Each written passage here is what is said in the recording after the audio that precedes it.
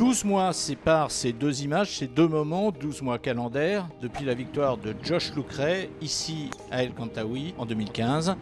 Mais 12 mois surtout de gamberge permanente pour ceux qui avaient l'an dernier porté ce tournoi sur les fonds baptismaux et qui se sont donc mis en devoir de résoudre le problème suivant: comment encore améliorer une manifestation qui, dès sa première édition, a connu en 2015 un succès d'estime important.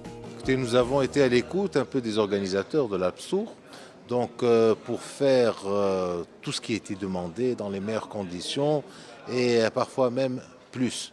Parce que l'objectif de ce golf, il faut savoir que c'est un golf qui a une grande histoire en matière d'organisation de grands événements golfiques.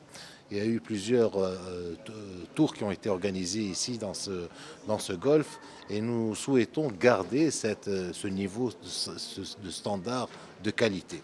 Oui, ce sont notamment les greens, tous les joueurs les trouvent parfaits, et les fairways qui ont bénéficié de la plus grande attention. Et c'est ce parcours magnifique sur lequel a retenti à 13h précises le coup de canon donnant le départ officiel du tournoi. Le coup d'envoi en l'occurrence d'un pro-am qui a lâché sur le parcours bon nombre de célébrités locales, mais pas seulement. Parmi les amateurs, un ancien international de football qu'un grand quotidien français avait à la fin des années 90 qualifié d'homme qui, je cite, valait 1 milliard, Vincent Guérin, un des piliers à l'époque du Paris Saint-Germain.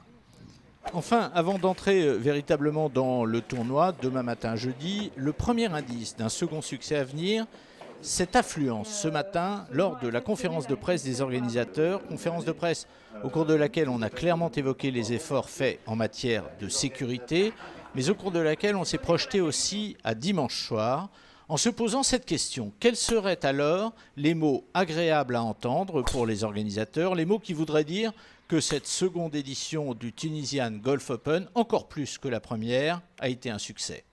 Que vous ayez passé un agréable séjour ici parmi nous, en Tunisie et à Sousse, tout d'abord, mais aussi de dire que vous avez eu affaire à des gens très professionnels. Voilà.